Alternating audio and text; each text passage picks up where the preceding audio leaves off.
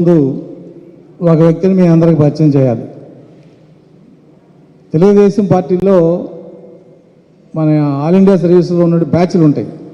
83 batch, 85 batch, 90 batch, 95 batch అని ఒక్కొక్క బ్యాచ్కి ఒక్కొక్క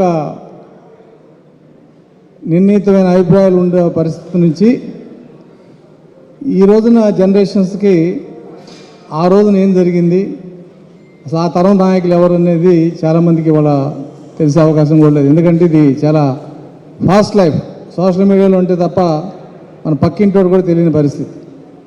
మరి అటువంటి పరిస్థితుల్లో ఎన్టీ రామారావు గారి దగ్గరికి ఒక పార్టీ అభిమానిగా వెళ్ళి ఆయన కలిసిన తర్వాత, రమణ గారు మీకు పెళ్ళైంది అంటే ఒక యువకుడుగా ఎన్టీఆర్ ఫ్యాన్గా హైదరాబాద్ వెళ్ళి ఎన్టీఆర్ దగ్గర ఉండిపోయి ఆయన పార్టీ పెట్టిన కాడి నుంచి ఆయనకు ఒక రైట్ హ్యాండ్గా అంటే ఇన్సైడ్ పర్సన్ ఉంటూ ఇవాళ వరకు పార్టీని అట్టి పెట్టుకున్న శ్రీ ఏవి రమణ గారికి మరి ఈ సందర్భంగా చిన్న చిరు సత్కారం వచ్చి స్వీకరించాలి.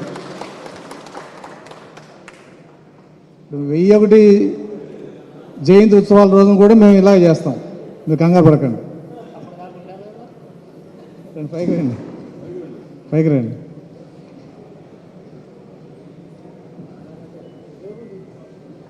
అవసరం ఏం కాదు, ఏం కాదు.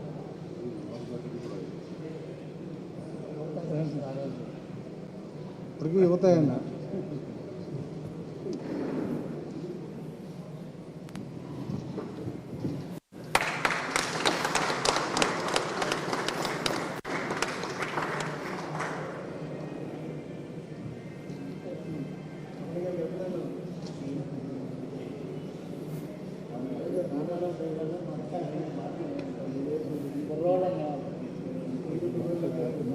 స్ఫూర్తిని అలా తగిలించండి మాకు.